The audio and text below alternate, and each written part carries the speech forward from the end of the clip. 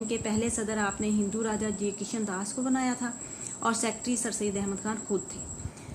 उसके बाद हम देखते हैं अगला पॉइंट विलियम हंटर की तसनीफ़ है कि विलियम हंटर ने उस वक़्त जो किताब लिखी थी उसमें उसने ज़्यादातर जंग आज़ादी की जो असबाब बयान किए थे उसमें मुस्बत नज़रिया ही था मुसलमानों के बारे में, लेकिन जहाँ जहाँ मुसलमान कौम के ख़िलाफ़ उसने लिखा था आपने उसकी वजाहत की थी और मुसलमानों की बहुत बेहतरीन तरीके से वकालत की थी।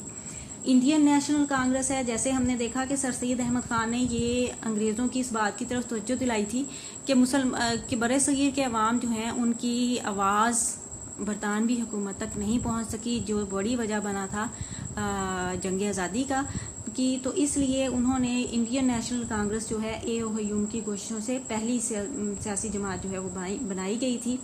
सर सैयद को भी इसकी रुकनीत की दावत दी गई थी, लेकिन आपने इनकार कर दिया था और मुसलमानों को भी मना किया था कि वो इसमें शिरकत ना करें, क्योंकि आपको लग रहा था कि मुसलमान, जैसे आपको पता है कि मुसलमान ज़्यादा पढ़े लिखे नहीं थे कि, और इस वजह से उन्होंने मुसलमानों से कहा था कि वो सियासत से दूर रहें।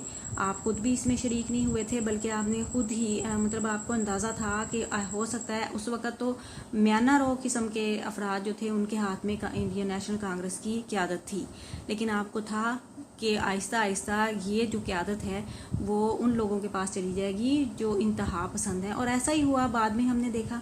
उसके बाद हम देखते हैं हुकूमत से ताउन है कि सर सैयद ने मुसलमानों और अंग्रेज़ों के दरमियान जो बहुत ज़्यादा खलीज हायल हो गया था उसको कम करने की कोशिश की थी और आपने मुफाहमत की पॉलिसी अपनाई थी। और इसी तरह से आपने हुकूमत के साथ मतलब मुसलमानों को इस बात पर कायल किया था कि उन्होंने ज़्यादा से ज़्यादा वफादारियाँ ज़ाहिर करनी है अंग्रेज़ हुकूमत के साथ। इसी तरह से यहाँ पर हालात बेहतर बनाए जा सकते हैं, तो आपने बहुत ज़्यादा इसी बिना पर बहुत ज़्यादा हुकूमत से ताउन किया।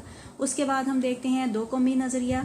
जैसे हमने देखा कि सबसे पहले जो इस्लाह इस्तेमाल की है दो कौमी नज़रिए की, सर सैयद अहमद ख़ान ने ही इस्तेमाल किया। उससे पहले शाह वलीउल्लाह का हमने देखा था और मुजद्दिद अली सानी, सैयद अहमद शहीद, उन्होंने भी दो कौमी नज़रिए के वो कायल थे, लेकिन इसके लिए उन्होंने इस्लाह ये इस्तेमाल नहीं की थी।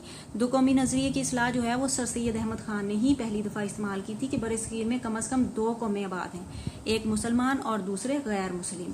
तो इस तरह से उन्होंने ये वाज़ेह कर दिया था कि मुसलमान एक मुकम्मल कौम है। फिर उसके बाद हम देखते हैं लोकल कौंसलें हैं कि 1883 में अंग्रेज़ हुकूमत ने लोकल कौंसलों का निज़ाम जो है वो बरे सगीर में मुतारिफ़ करवाया था, और उसकी बुनियाद क्या थी? बालिग हक़ रायदही। और बालिग हक़ रायदही की बिना पर क्या होना था कि ज़्यादातर सीटें जो हैं वो हिंदू ले गए थे इस कौंसिलों की, और आपको पहले ही शुबा था। तो आप ये चाहते थे कि मुसलमानों के जुदागाना तरीके इंतखाब, यानी उस वक़्त आपने मुतालबा किया था कि जुदागाना तरीके इंतखाब जो है वो राइज किया जाए मुसलमानों के लिए, क्योंकि ये यहाँ के हालात जो हैं वो बिल्कुल और हैं, वैसे नहीं हैं जैसे बरतानिया के हैं, इसलिए मुसलमानों के लिए सीटें भी मखसूस कर दी जाए।